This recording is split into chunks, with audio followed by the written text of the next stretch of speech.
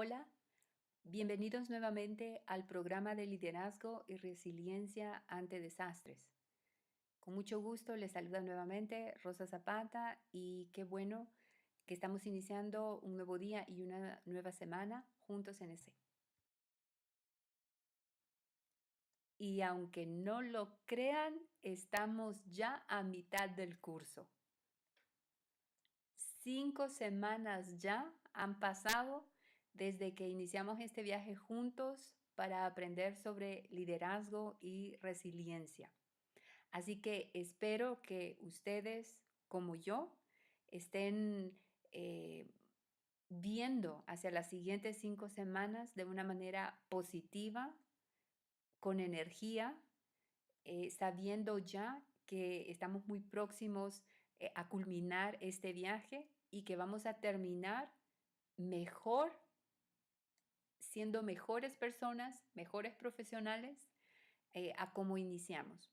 Que hemos tenido la oportunidad de recorrer una etapa más de desarrollo gracias a las fundaciones involucradas y a la universidad que están dando la oportunidad para tener este curso y el estudio de este tema.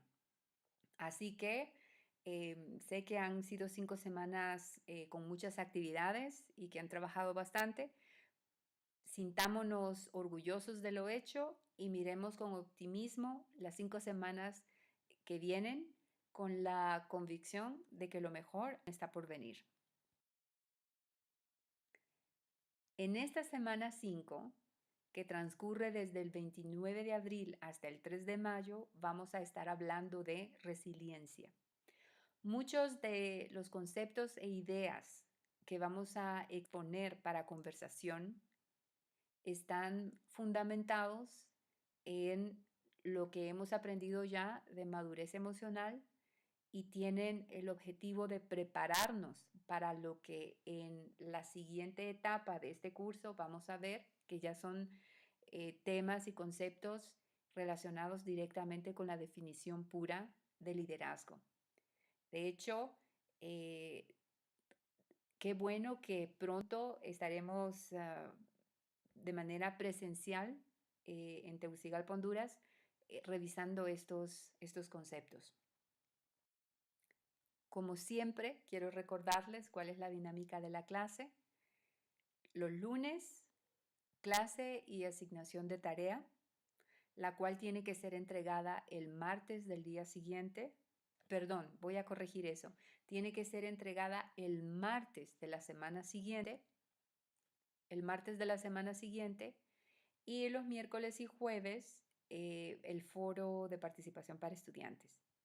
En esta semana no va a haber foro para los alumnos. El miércoles es 1 de mayo, tengo entendido que para todos es feriado, así que como supongo que tendrán el día libre, pues entonces por esa razón no va a haber foro. El viernes 3 de mayo sí nos vamos a ver a la hora acostumbrada por la plataforma acostumbrada en el foro de la clase, donde vamos a discutir o conversar temas adicionales a la clase del día de hoy, pero sobre todo desde una perspectiva de reflexión. Bien, habiendo explicado esto entonces, vamos a iniciar la clase del día de hoy. Pero antes de iniciar la clase, de nuevo, quiero recordarles, ¿verdad?, que el día martes 30 de abril es el día último para entregar su plan de desarrollo personal, la fase 1.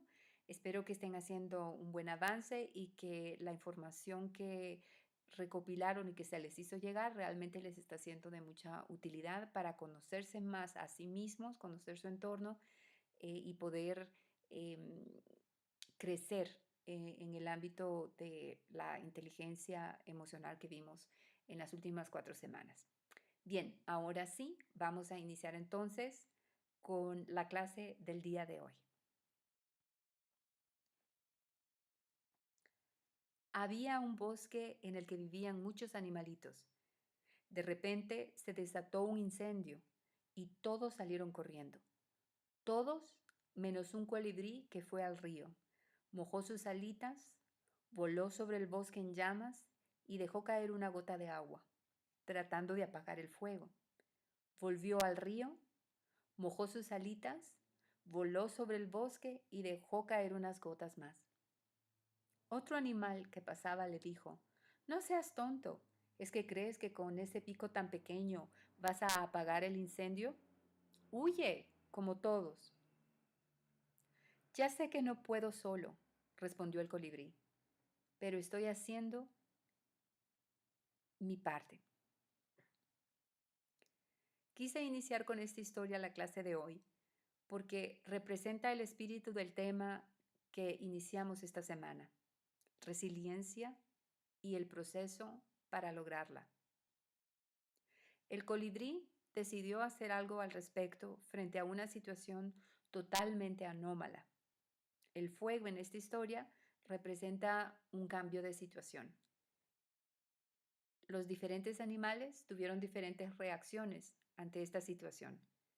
El colibrí decidió hacer algo al respecto, decidió actuar de manera diferente a como lo estaban haciendo los otros animales y no huir. Este curso, al final del día, es un curso sobre liderazgo.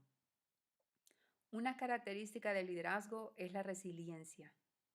Y un verdadero líder tan solo puede proyectar lo que tiene dentro de sí.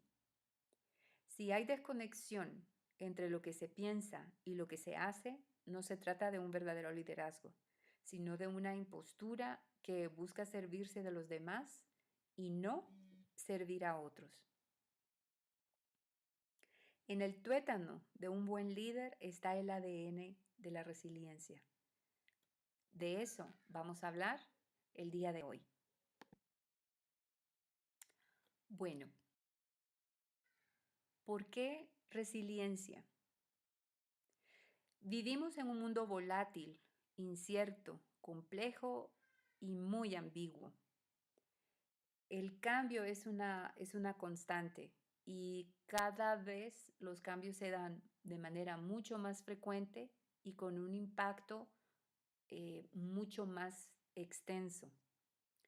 Sin ningún orden en particular, he hecho una selección de cambios significativos que han pasado en los últimos 20, 30 años, un poco más tal vez. Y como les digo, sin ningún orden en particular ni ninguna agenda detrás de ellos, eh, son ejemplos significativos de los tipos de cambio que hemos tenido en la sociedad. Ustedes pueden agregar más a la lista que yo voy a presentar, pero considero que son un buen inicio de conversación sobre los cambios que hemos estado viviendo como humanidad.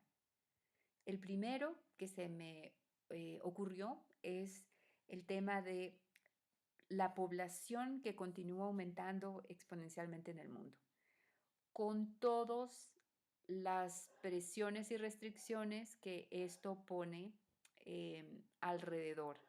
Escasez de recursos,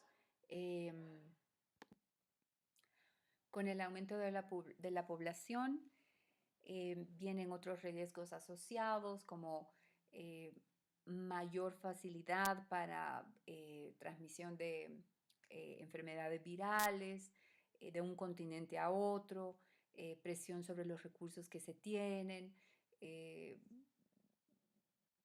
reducción de espacios habitables y todo lo que esto pueda generar.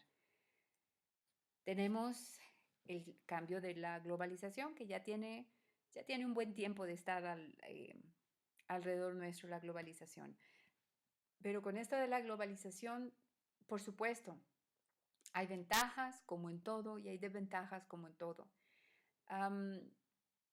Gracias a la globalización tenemos la oportunidad de tener en la tienda de la esquina productos o bienes que son producidos en otros países, en regiones lejanas a donde estamos nosotros.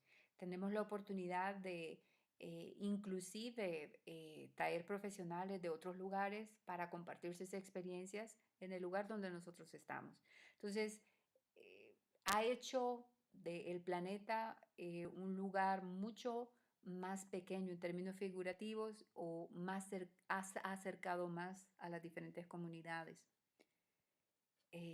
La computadora, aunque tengo yo aquí a tal vez la abuelita de las computadoras actuales, pero me gustó la fotografía y por eso la agregué. Pero las computadoras y lo que ellos representan como tecnologías de información que han dado pie y han abierto el portal a una nueva gama de servicios, de productos y de la forma de ver el mundo. De hecho, actualmente estamos en lo que se conoce como la revolución 4.0, revolución industrial 4.0, y todo esto tiene que ver con el origen humilde de la computadora. El Internet, que es de tanto beneficio y que facilita que se brinde este programa, esta clase desde países lejanos como Brasil o como Sudáfrica en mi caso, ¿verdad? Em, pero al mismo tiempo la dependencia que se genera en estas tecnologías, ¿verdad? Los muchachos, los jóvenes de ahora, eh, no se quejan tanto tal vez de no tener electricidad en su casa, pero que el celular sí tenga señal de Wi-Fi, ¿verdad? Para poder estar ahí en comunicación. Entonces, vivimos en la era del Internet eh, y esto expande, perdón, las posibilidades, pero también genera serias dependencias, ¿verdad? No solo de temas de uso personal, sino a nivel de industria, a nivel de organizaciones, a nivel de país. eh, genera un cierto tipo de vulnerabilidad, por ejemplo. Vaya, con el caso de los celulares, ¿verdad? Que es muy común que ahora inclusive se hackeen los teléfonos para sacar las fotos o la información confidencial de la persona A, B o C. Entonces generan una comodidad al ser humano, pero también nos exponen a los riesgos que esas tecnologías conllevan. El cambio de las redes sociales y cómo el contacto entre seres humanos se ha visto modificado a través de la generación de las redes sociales, sobre todo para las nuevas generaciones. Eh, Relaciones de noviazgo, matrimonio, amistad, trabajo, todo se lleva hoy en día a través de las redes sociales. Entonces, eh, para algunos ha venido a desensibilizar el contacto humano.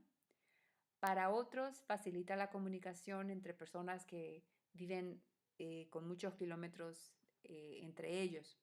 Entonces, de nuevo, el principio de estos cambios es que traen un beneficio, pero también traen sus riesgos consigo. Y justo con estas tres tecnologías aquí representadas, uno de los riesgos importantes con los que la sociedad se está encarando, que son las fake news, las noticias falsas. Ya no sabemos si lo que leemos es cierto o no, porque existe mucha tergiversación y mucha manipulación de las grandes masas gracias precisamente a estos tres recursos creados con toda la buena intención del caso, pero que también representan, y debemos ser conscientes de eso, de un riesgo. Entonces, hoy en día estamos ante la situación de que si no vemos noticias o no leemos noticias, no estamos informados. Pero si vemos o leemos las noticias, estamos en el riesgo de estar desinformados. Otros cambios en otras dimensiones, por ejemplo, cambios en la industria financiera. Ya no se necesita ir al banco para físicamente trasladarse al banco para hacer una transacción. Lo podemos hacer vía teléfono o vía computadora con la presencia del Internet. Pero aparte de eso, el dinero metálico o en papel ya está siendo o convirtiéndose en una causa del pasado. Y ahora estamos hablando, por ejemplo, del criptodinero, ¿verdad? Donde son monedas electrónicas que pueden comprarse desde comida hasta una casa si tiene suficiente bitcoins para hacerlo. Entonces, todas estas son disrupciones y son cambios a los que los seres humanos nos tenemos que ir adaptando. Cambios en la tecnología, ¿verdad? Ahora con automóviles que se manejan por sí solos y ya estamos hablando de aviones comerciales que se vuelen solos, que no necesiten pilotos. Em, la tecnología puede ser muy buena y muy robusta, pero necesita una preparación mental del ser humano para aventarse, ser valiente y tener coraje a usar alguno de estos servicios. Pero son cosas que vienen y que es muy difícil se pueda detener esos avances que se están haciendo. El caso de los drones y cómo están afectando la industria del servicio, donde con drones le puede llegar a su casa desde comida hasta libros, ¿verdad? Drones que entregan pizza o libros o cualquier cosa que se compre en Amazon o cualquiera de estas tiendas virtuales. Y yo diría que no el último de los cambios que estamos pasando, pero tal vez sí uno de los más significativos para el tema de para la humanidad es la carrera espacial. La carrera espacial 2.0. En los años 60, 70, 80, todo inició con ir a la Luna y se logró y luego hacer viajes espaciales y construir la estación espacial, pero hoy en día el sueño ha evolucionado y está la humanidad en una carrera por colonizar nuevos planetas, por prepararse a mover seres humanos de la Tierra a otros planetas.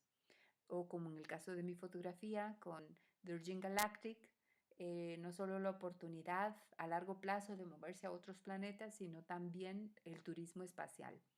Que el mayor número de personas tengan la posibilidad de que sus vacaciones, en lugar de ser, qué sé yo, invertidas yendo a un país de Europa, puedan hacerlo dando un paseo alrededor de la Tierra o visitando una estación espacial. Entonces, los cambios se están dando y se nos pone ante la situación de hacer algo frente a esos cambios que estamos viviendo. Entonces, estos son cambios en términos de finanzas, pero también tenemos otros cambios que tienen que ver más con la forma en la que nosotros los seres humanos vivimos, con nuestras costumbres, ¿verdad? El género es uno de ellos, de los cambios que se está viviendo y estamos afrontando. Eh, la definición binaria de hombre y mujer que ya quedó, está eh, siendo eh, analizada, cuestionada, ¿verdad? Y ahora se ha expandido mucho más. Otro desafío que tenemos es el tema, sobre todo en los países desarrollados, que los seres humanos están sobrepasando la edad promedio que hasta hace 20 años eh, era considerada la norma, 70, 80 años. Hoy las personas están viviendo más de 100 años. El otro día estaba leyendo un artículo que solo en España hay más de 35.000 o 50.000, creo que eh, era el número, lo voy a tener que corroborar, pero sí ya un buen número de personas mayores arriba de los 100 años. Japón es otro país en la misma situación. Eh, Alemania. Entonces, esto también trae ciertos desafíos, ciertas situaciones que sí, el hecho de que personas que más número de personas estén alcanzando eh, rangos de vida arriba de los 100 años pone ciertas presiones sobre el sistema de salud y hace preguntarse cuestiones como eh, cómo se va a manejar el tema de seguros médicos para estas personas, el tema de el cuidado para estas personas, a quién le corresponde, quién lo va a hacer, cuánto dinero se tiene que invertir, para el estudio de enfermedades nuevas que aparecen arriba de los 90 años y que antes no se tenían en consideración. Entonces, hay una serie de cosas que hay que prepararse para abordar. Las guerras, que siguen siendo una constante, con todo el impacto que eso genera en términos económicos, psicológicos, sociológicos eh, y de trauma para las personas involucradas. Y por supuesto, el clima, el cambio ambiental, que es una nube negra, ¿verdad?, que tenemos en la cabeza, que tiene en la cabeza la humanidad y que algo debe hacerse al respecto. Entonces, todos estos son ejemplos de cambios que, nos guste o no, la humanidad está encarando y está teniendo que afrontar. Cuando nos preguntamos por qué resiliencia, cuál es la relevancia del tema, debemos comprender que todos estos cambios afectan nuestras comunidades o las grandes urbes, afectan al mundo. Con la globalización ya no somos unidades independientes, sino que somos una gran isla. Pero esas comunidades, esas urbes, están formadas por organizaciones con fines de lucro o sin fines de lucro. Pero esas organizaciones también están formadas por personas. Entonces, al final, la capacidad que tenga cada uno como individuo de asimilar esos cambios, esos riesgos que se están presentando, tienen un impacto en esas organizaciones que los individuos, de las que los individuos forman parte. Y al final son los individuos más las organizaciones los que forman la comunidad y el mundo. Entonces, al final de cuentas, se trata de la persona. Todo inicia con la persona. No se puede hablar de países resilientes si las personas en ese país no son resilientes. No se puede hablar de organizaciones resilientes si las personas que forman esas organizaciones no son resilientes. Todo inicia con el individuo y es por eso que es nuestro primer punto de enfoque en esta conversación hoy.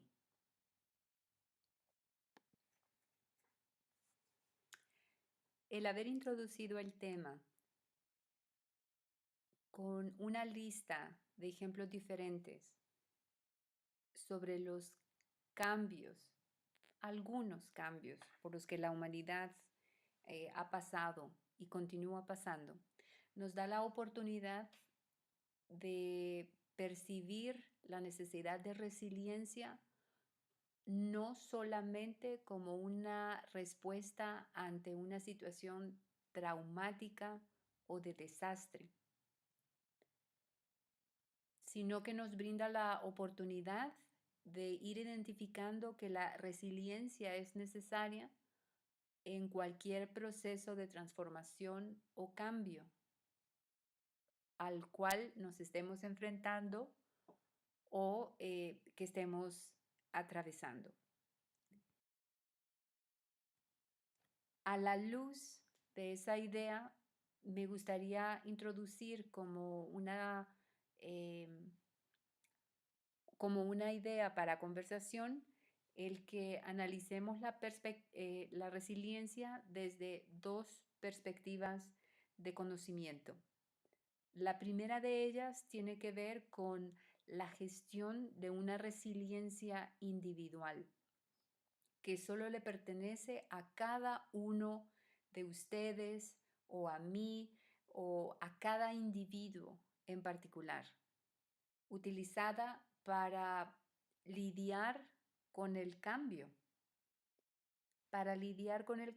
y que nos prepara para la vida en todas sus dimensiones, en la dimensión familiar, en la dimensión personal, en la dimensión profesional, en la dimensión filial, en todos aquellos aspectos que los forman a ustedes como un ser humano o como un individuo.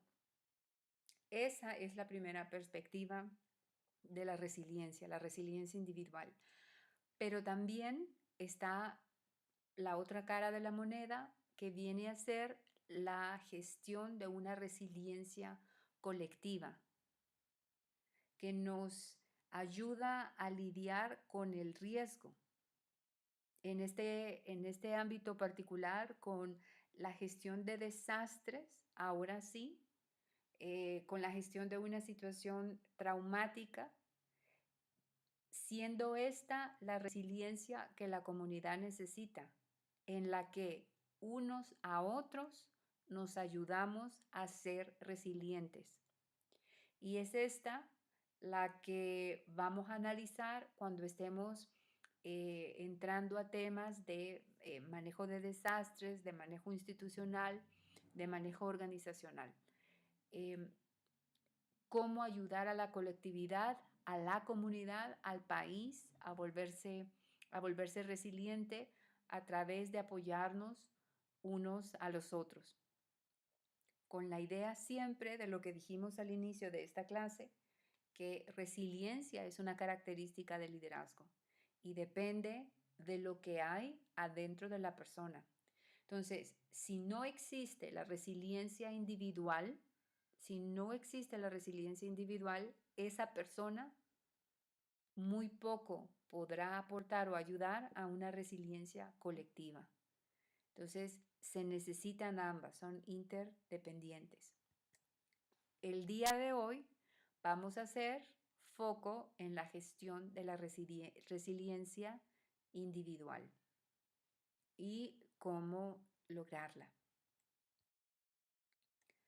Vale la pena entonces que conversemos sobre qué significa resiliencia. A continuación, yo tengo aquí una lista de definiciones de resiliencia sacada de diferentes fuentes con diferentes perspectivas según la industria o el campo de aplicación de este concepto. Ustedes pueden agregar más definiciones de resiliencia, pero para el objetivo de esta clase no queremos una definición teórica, queremos una definición práctica, fácilmente comprensible de resiliencia. Entre las definiciones que encontré, obviamente empezamos con el estudio de la palabra en sí, y resiliencia es un anglicismo que se deriva de la palabra resilience en inglés. De hecho, los primeros términos de resiliencia aparecieron en la década de los 70s, los 80s, y ahí es donde se acuñó por primeras oportunidades el término resiliencia. Pero también tiene un origen latino, de la palabra resilio, que significa rebotar, como una pelota que cuando se tira o se tira contra el piso, pues tiene un efecto de real. Otra definición que encontré es que es un término que alude al dinamismo, que indica energía, movimiento y cambio. Expresa acciones de retroceso y avance. Lo importante acá es que resiliencia, según esta definición, es contrario a lo estático, es decir, o se avanza en un pensamiento o un sentimiento o se retrocede al pensamiento o sentimiento anterior, según esta definición. Otra definición la describe como la capacidad de un material o un mecanismo o un sistema para recuperar su estado inicial cuando ha cesado la perturbación a la que había estado sometido. La resistencia es igual al trabajo externo realizado para deformar un material hasta su límite elástico. De hecho, este es la definición técnica en ingeniería para resiliencia. De hecho, es un término ingenieril. Y resiliencia, desde el punto de vista de ingeniería, se define a la capacidad de resistir ese esfuerzo, esa presión que recibe, que hace que el estado de ese objeto se transforme, pero sin romperse, ¿verdad? Y que pueda regresar otra vez a su estado original. Según la Real Academia de la Lengua, es la capacidad de adaptación de un ser vivo frente a un agente perturbador o un estado o situación adversos. Es simplemente eso, la capacidad de adaptarse y de aceptar la situación. La condición colectiva para sobreponerse a desastres y situaciones masivas y construir sobre ellas, ¿verdad? Eso ya se refiere un poco más a la parte de gestión de riesgos y desastres. Y la siguiente definición que encontré es la capacidad que tiene un sistema o sociedad expuestos a una amenaza para resistir, absorber, adaptarse, transformarse y recuperarse de sus efectos de manera oportuna y eficiente, en particular mediante la preservación y la restauración de sus estructuras y funciones básicas por conducto de la gestión de riesgos. Esta definición última ya se orienta más a la resiliencia colectiva, ¿verdad? A la resiliencia que ayuda a lidiar con el riesgo. Las anteriores son algunas técnicas, como les decía, de la ingeniería, y hay otras definiciones que están ahí que se refieren más a la resiliencia individual. Ahora, para efectos de esta clase, como les decía, vamos a tratar de quitar la complejidad, porque si un concepto no se puede explicar de manera sencilla, es muy poca la probabilidad de que ese concepto pueda ser aplicado correctamente. Entonces, en definición sencilla, la resiliencia, yo diría, para tratar de aclarar y simplificar el concepto lo más posible, resiliencia se puede describir como la característica que tiene una banda de hule, que se estira, ¿verdad? Se mete presión, se somete a una tensión, pero la capacidad de hule, la bandita de hule tiene la capacidad de volver a su estado original una vez que atraviesa ese estado traumático o de cambio al que ha sido sometida. Puede regresar a su estado original sin deformación alguna.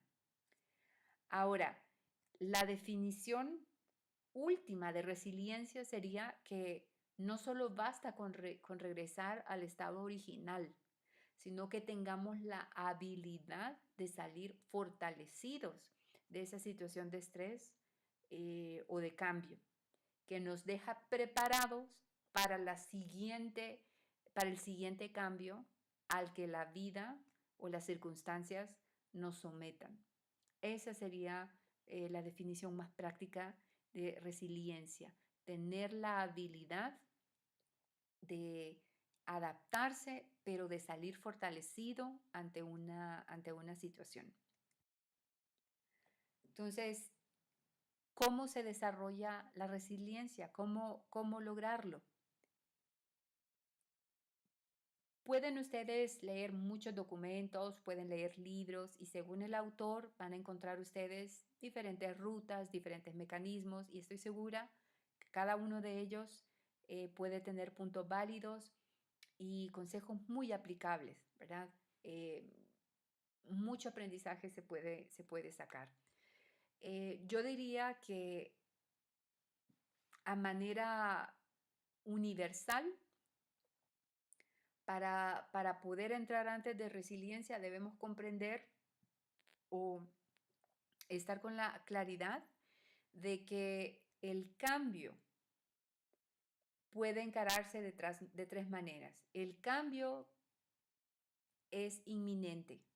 De hecho, como les decía, no necesariamente tiene que referirse a algo relacionado con un desastre o una situación traumática. Pueden haber otros tipos de cambios en nuestra comunidad o en nuestra vida, eh, pero independientemente del tipo de cambio o riesgo que se esté enfrentando, yo diría que hay tres formas comunes como común denominador con las cuales las personas pueden responder. Pueden responder con una actitud de negación, em, que como la palabra misma lo dice, es simplemente no querer aceptar que el cambio se está dando. Es entrar en una situación de no, esto no me está pasando a mí, no me puede estar pasando a mí, ¿por qué a mí? ¿Verdad? Y este mí puede ser un individuo, puede ser una familia, puede ser una comunidad, puede ser todo un país, ¿verdad? Esa etapa de negación. La siguiente forma en la que se puede encarar un cambio es a través de una indiferencia. Eh, Estamos percibiendo que hay circunstancias que están cambiando, fenómenos que están cambiando, pero pretendemos que no está ocurriendo o que se debe a otras características, ¿verdad? Y lo llamamos mito, lo llamamos, qué sé yo, leyenda, pero no actuamos, hacemos absolutamente nada por prepararnos de mejor manera en la transición de ese cambio. Y la otra forma común de encarar el cambio es la aceptación. No todos pasan por esa etapa porque obviamente se distribuyen en los otros dos, pero la aceptación a entender que el cambio está ahí, que los fenómenos se están dando, que se va a pasar por un proceso de transformación con un resultado probablemente diferente al que estábamos esperando, pero que algo hay que hacer. Aceptación no significa tener los brazos caídos y que no voy a hacer nada al respecto. Aceptación significa reconocer que el cambio está ahí y reconocer que algo se debe hacer para obtener mejores resultados de los que se obtendrían si no estuviésemos haciendo, si estuviésemos haciendo nada.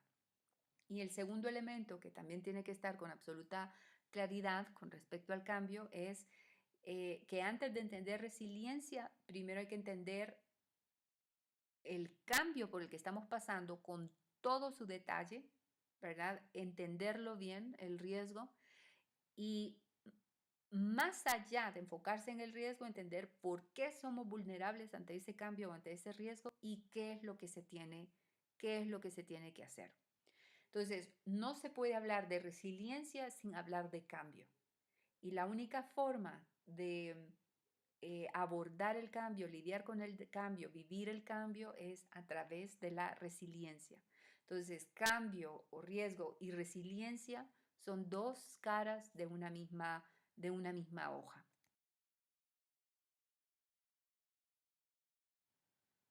Entonces, teniendo esa parte con mayor claridad, podríamos hacer una lluvia de ideas de cómo desarrollar la resiliencia individual, la que tiene que ser parte de mi característica como líder, que tiene que ser la característica mía como líder, para que entonces pueda ser un buen miembro de la comunidad y ayudar a los otros miembros de la comunidad a tener también o adquirir la habilidad de la resiliencia. Yo tengo aquí una lista de recomendaciones, pero más que recomendaciones, de sugerencias que se pueden utilizar para desarrollar la resiliencia individual. Estas recomendaciones no se limitan a la lista que yo tengo acá. Ustedes pueden hacer su propia investigación personal y agregar a la lista, si lo consideran así, que estoy presentando hoy día en la clase. Yo diría que una buena práctica que debe convertirse en un hábito es el hábito de pensamiento positivo para desarrollar resiliencia. Ahora, pensamiento positivo no significan ideas superficiales o no es un concepto superficial de que voy a estar pasando un problema, pero voy a entrar en un tema em, eh, de ceguera, y por estar pensando en algo positivamente, no voy a estar consciente de la realidad. Pensamiento positivo no significa eso, no significa entrar en una fase de delirio. Pensamiento positivo no es delirio. Pensamiento positivo significa reconocer cuáles son las cosas buenas que tengo en mi vida y en mis circunstancias. Las voy a identificar, las voy a reconocer y voy a dar gracias por ellas. Eso es pensamiento positivo. Y de hecho, esto está basado en la ciencia, en una nueva tendencia de la psicología, que es la psicología positiva. Y de hecho, hay algunos investigadores em, que en sus tesis sostienen que, bueno, el ser humano, ¿verdad? Desde la época de cuando vivíamos en las cavernas y éramos cazadores, estábamos estamos programados para pensar más en lo negativo que en lo positivo, porque era una cuestión de supervivencia. Si estábamos en el campo abierto recogiendo, qué sé yo, frutas de los árboles y de repente se miraba una sombra, la gente corría hacia un lugar donde pudieran estar protegidos porque decían, a lo mejor es un animal que viene a devorarme. Entonces, era una cuestión de supervivencia, pensar en cosas positivas. Entonces, eso es parte de la naturaleza. El cerebro está programado para pensar de esa forma. Lo que estos científicos proponen es que el pensamiento positivo requiere una decisión consciente para salir de esa costumbre eh, eh, interna que tenemos como seres humanos. Entonces, requiere tomar una decisión consciente. Y según esos resultados que ellos han obtenido, el tomar esa decisión consciente y tomar la decisión consciente de practicarlo de manera diaria, hace que el organismo libere el cerebro libere ciertas hormonas como la oxitocina, que es la hormona que produce optimismo y que produce motivación, cuyo efecto en el organismo se interpreta como motivación y como optimismo. Entonces, eso es pensamiento positivo. Entonces, sí me interesa hacer la aclaración de que pensamiento positivo no es delirio, ¿verdad? Ni tampoco es un pensamiento superficial.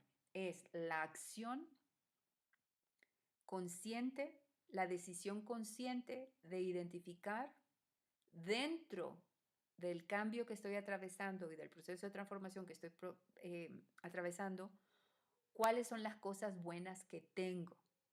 Se identifican, se reconocen y se da gracias por ello.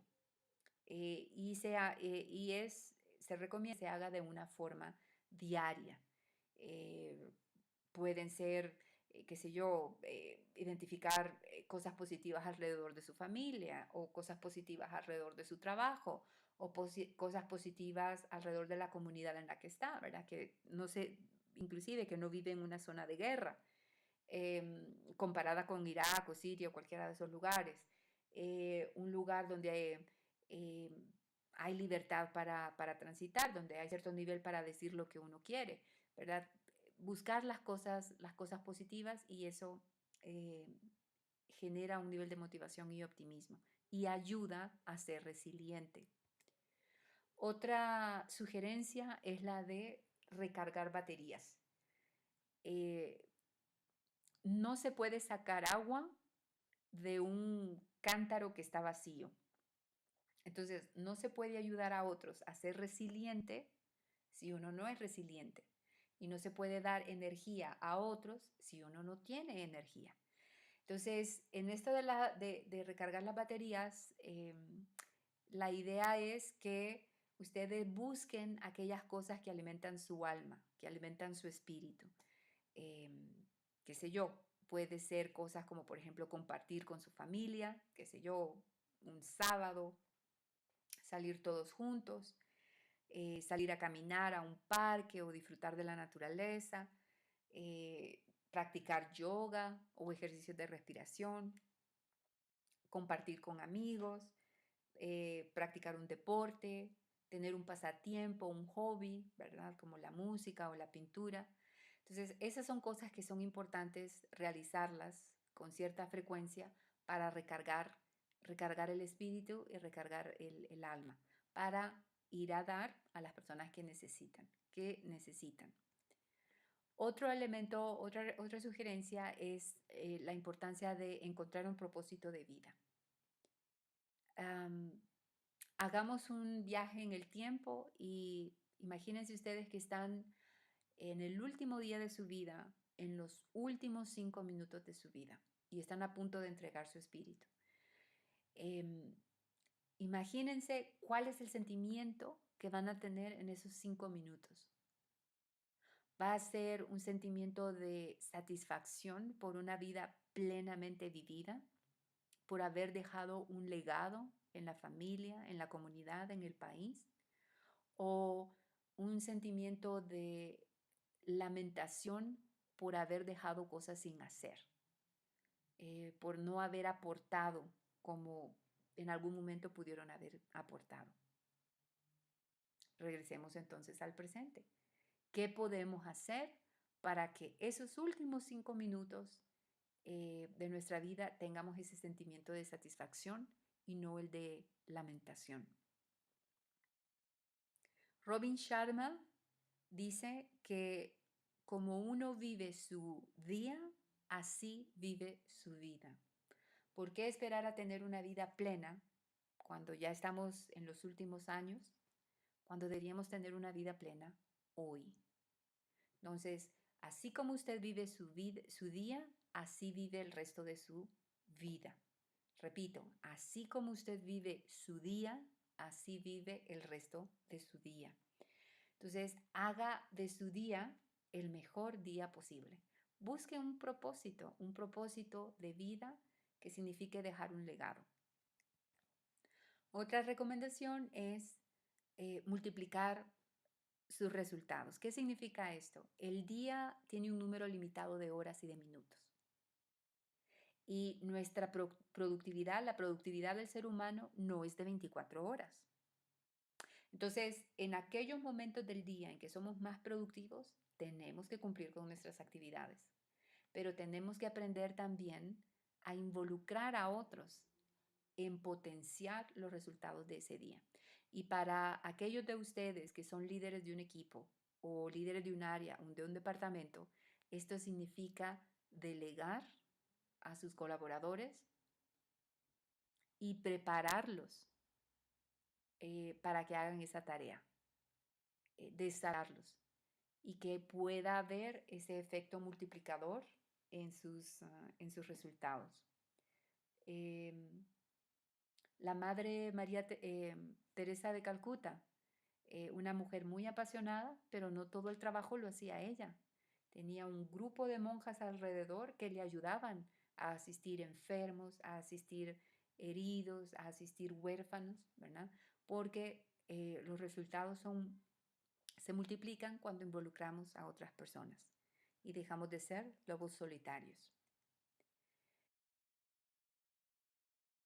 Recomendación final, como recomendación final, yo sugeriría mantenerse aprendiendo y desarrollándose todo el tiempo. Así, con las mismas actividades que ustedes expusieron en el foro de la semana anterior, eh, que hacen para aumentar su coeficiente intelectual y su coeficiente emocional. Eh, la ciencia nos ha dado la buena noticia de que a pesar de la edad continuamos aprendiendo, entonces no perdamos la oportunidad de continuar desarrollándonos. Entonces, estos son mis 5 recomendaciones para desarrollar resiliencia individual. Cada uno de ellos es un hábito y si ustedes lograsen volver eh, 1, 2 o 3 de estos hábitos parte de su personalidad, los resultados y el beneficio no tienen límite de lo que ustedes puedan lograr. Entonces, el día de hoy hemos navegado por diferentes conceptos sobre el tema de resiliencia y hemos terminado con la resiliencia individual, porque al final la resiliencia inicia con la persona. Para que el país sea resiliente, se necesitan personas resilientes. Para que la institución donde ustedes trabajan sea resiliente y ayude a otros a ser resilientes, los individuos, ustedes, necesitan ser resilientes. Bien, esto ha sido el contenido por el día de hoy. Me gustaría que conversemos un poco sobre la tarea para esta semana. Como les dije, vamos a tener simplemente 2 actividades esta semana. La asignación número 1 y el foro del viernes. La asignación de esta semana es que en la plataforma ya debe estar subido al momento un video que no dura más de 10 minutos, el cual ustedes deben ver completo para que puedan realizar la tarea. Van a ver el video y siguiendo las instrucciones que ya están subidas en la plataforma, van a hacer un análisis de ese video. En la tarea se brindan algunas indicaciones y algunos consejos de cómo pueden hacer ustedes ese análisis. La tarea no debe tener más de 3 páginas, 3 páginas como máximo, con las indicaciones de fuente y tamaño que se les indican en el documento. Y les recuerdo que esta tarea debe ser entregada a más tardar el martes 7 de mayo. Entonces tienen tiempo suficiente para hacer su análisis. De nuevo, foro de estudiantes no vamos a tener foro de estudiantes, pero sí vamos a tener el foro en vivo el viernes 3 de 9 a 10:30 de la mañana. Así que, hora de Honduras, ¿eh? Así que los espero ese día y a esa hora. Hasta entonces, que tengan una agradable semana y espero que hayan disfrutado el tema de hoy y que en verdad hayan encontrado provecho de lo que hemos conversado hoy día. Adiós.